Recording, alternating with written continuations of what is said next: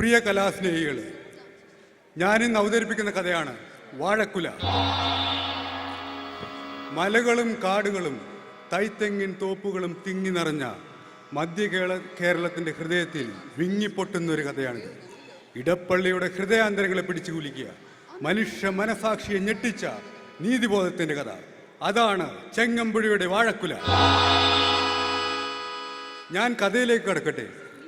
അതാ അങ്ങ് പച്ചപ്പാട് വരുമ്പോഴേക്കപ്പുറത്ത് ഒരു കൊച്ചു കൂണ് നിൽക്കുന്ന കണ്ടു.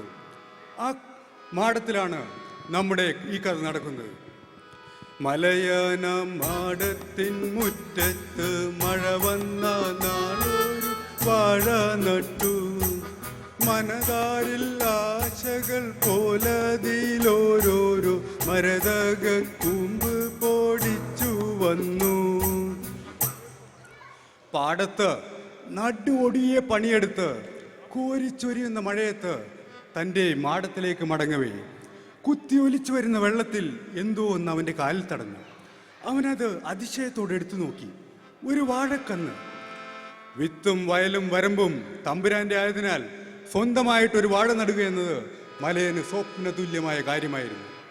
അവനത് മാറോട് ചേർത്ത് പിടിച്ച് അതിവേഗം വീട്ടിലേക്ക് ഓടി. എടി അഴകി, ഇവളിത് എവിടെ പോയി കിടക്കേ? മോനെ മാധേവ, ആ കൈക്കോട്ടൊന്ന് എടുത്തിട്ട് വാ, അച്ഛനിത് എന്താ കൊണ്ടുവന്നിരിക്കുന്നതെന്ന് നോക്കൂ. അങ്ങനെ ഒരു ഉത്സവ പ്രതീതിയിൽ ആ കുടുംബം അവരുടെ മാടത്തിനോട് ചേർന്ന് ഒരു വാഴക്കണ്ണ് നട്ടു.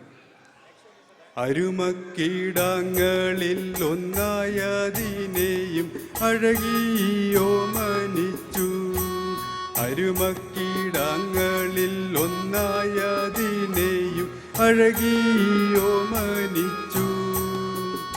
മണ്ണിനെ സ്നേഹിച്ച്, മണ്ണിൻ്റെ വിളകളെ സ്നേഹിച്ച മനുഷ്യർക്ക് വിളകളെപ്പോലും സ്വന്തം മക്കളായി കാണാൻ സാധിക്കും.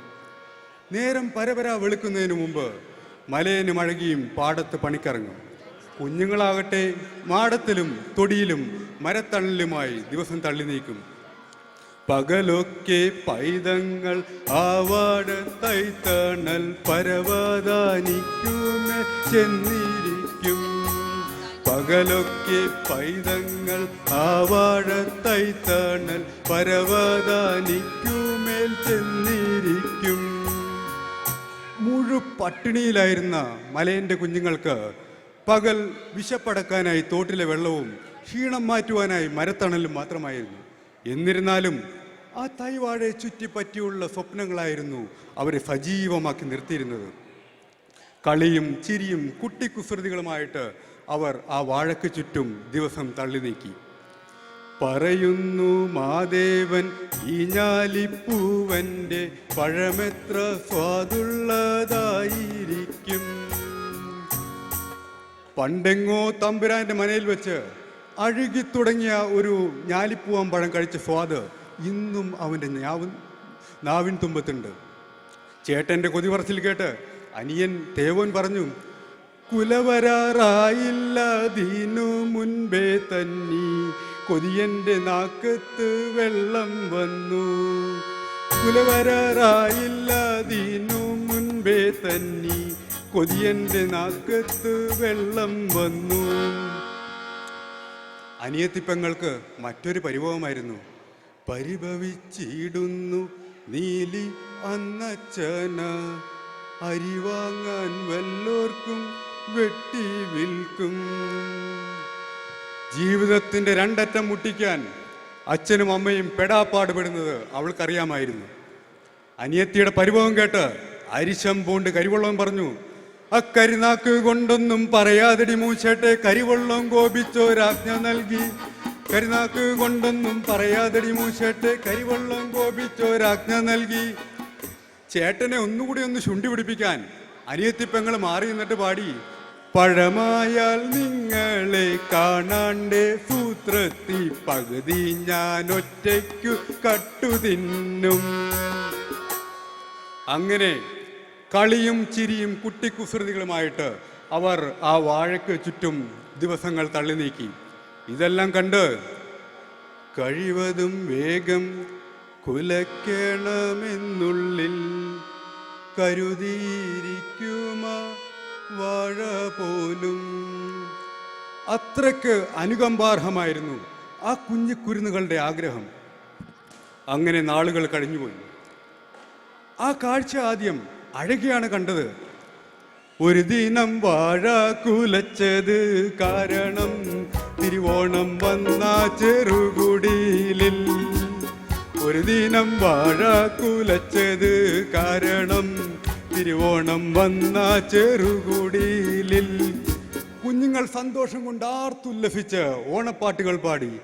ഓണം വന്നോണം വന്നോണം വന്നേ ഞങ്ങളുടെ കുടിലിലും ഓണം വന്നേ.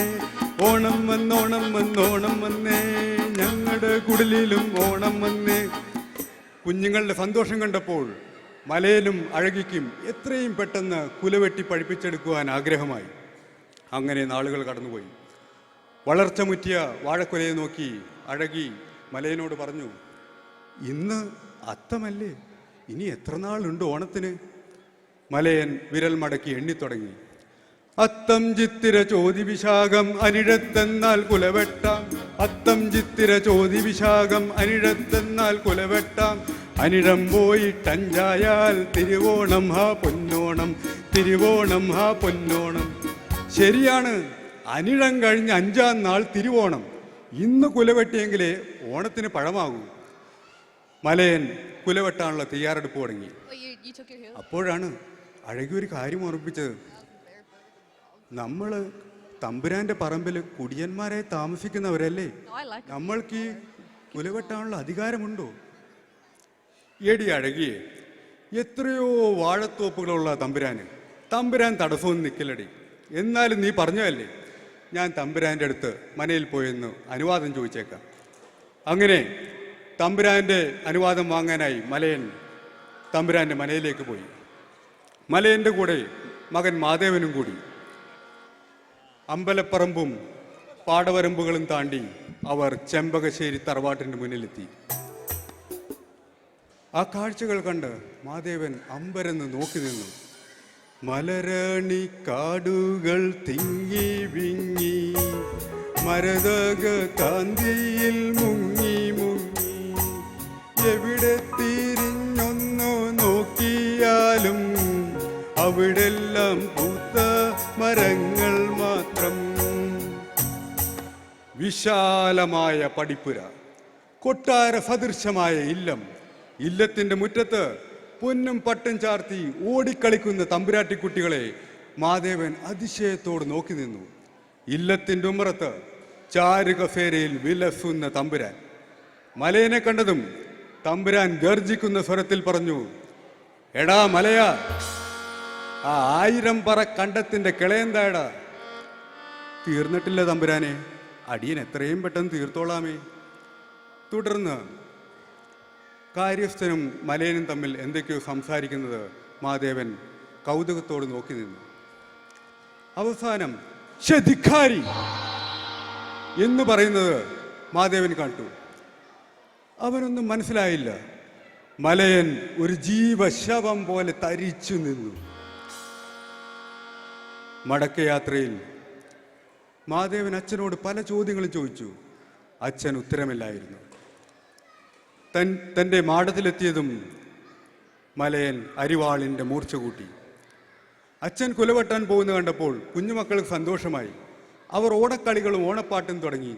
മാവേലി തമ്പുരാൻ വാണകാലം, മനുഷ്യരെല്ലാരും ഒന്നുപോലെ, മനുഷ്യരെല്ലാരും ഒന്നുപോലെ. പക്ഷേ മലയനാകട്ടെ ഒരു മരവിച്ച പാവയെപ്പോലെ അവൻ തരിച്ചു നിന്നുപോയി. അവൻ മനസ്സില്ലാ മനസ്സോടെ ആ വാഴയുടെ ചുവട്ടിലേക്ക് നടന്നു. മലയന വാഴയെ സ്പർശിച്ച മാത്രയിൽ മനതാരിൽ നിന്നൊരു ഇടി മുഴങ്ങി. ഇല്ല, ഇത് ഞാൻ ആർക്കും വിട്ടുകൊടുക്കില്ല, ഇതെന്റെ കുഞ്ഞുമക്കൾക്കുള്ളതാണ്, മലയൻ ഗദ്ഗതം പോലെ പറഞ്ഞു. പക്ഷേ ആഗ്രഹിച്ചതെന്തും നേടാൻ എന്തും ചെയ്യാൻ മടിക്കാത്തവനാണ് തമ്പുരാൻ. തമ്പുരാൻ എതിർത്താൽ നാളെ ഞാനും എൻ്റെ കുടുംബവും ഇവിടെ ഉണ്ടാകില്ല എന്നോർത്തപ്പോൾ അവൻ അരിശവും നിരാശയോടെ അരിവാൾ വീശി. കുലവെട്ടി മോഹിച്ചു ലാളിച്ച കുതുകത്തിൻ പച്ചക്കഴുത്തുവെട്ടി. ഇതൊന്നും അറിയാതെ കുഞ്ഞുമക്കൾ ഓണക്കളികൾ തുടർന്നുകൊണ്ടേയിരിക്കുകയായിരുന്നു. ഓണം വന്ന് ഓണം വന്ന് ഓണം വന്നേ, ഞങ്ങളുടെ കുടിലിലും ഓണം വന്നേ. ഓണം വന്ന് ഓണം വന്ന് ഓണം വന്നേ, ഞങ്ങളുടെ കുടിലിലും ഓണം വന്നേ. പക്ഷേ മലയനാകട്ടെ കുലത്തോളിലേന്തി ഒരു പ്രതിമയെ പോലെ മലയനാമുറ്റത്ത് നിന്നു പോയി. കണ്ണീരറ്റു നിൽക്കുന്ന മലയനെ കണ്ടപ്പോൾ കുഞ്ഞുമക്കൾക്ക് സംശയമായി. അഴകിക്കും എന്തോ പന്തികേട് തോന്നി. അയ്യോ, ഈ അച്ഛനെന്തിനാ കരയുന്നത്? കുല വെട്ടുന്നതിന് സന്തോഷിക്കുകയല്ലേ വേണ്ടത്? വെട്ടിയ കുലയുമായി മാടത്തിലേക്ക് വരുന്നതിന് പകരം പാടവരമ്പത്തേറ്റ് ഇറങ്ങുന്ന കണ്ടപ്പോൾ കുഞ്ഞുമക്കൾക്കത് സഹിക്കാൻ കഴിഞ്ഞില്ല. അവർ വാവിട്ട് കരയാൻ തുടങ്ങി. കരയുന്ന കുരുന്നുകളെ നോക്കി മലയൻ ഇടറുന്ന സ്വരത്തിൽ പറഞ്ഞു, കരയാതെ മക്കളെ, കൽപ്പിച്ചു തമ്പുരാൻ, ഒരു വാഴ വേറെ ഞാൻ കൊണ്ടുപോട്ടെ.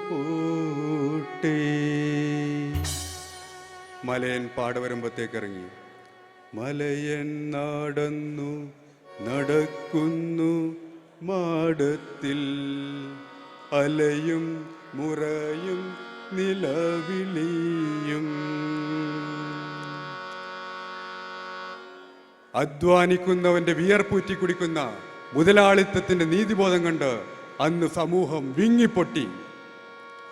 അവശന്മാർ, ആർത്തന്മാർ, ആലംബഹീനന്മാർ, അവരുടെ സങ്കടം ആരറിയാൻ.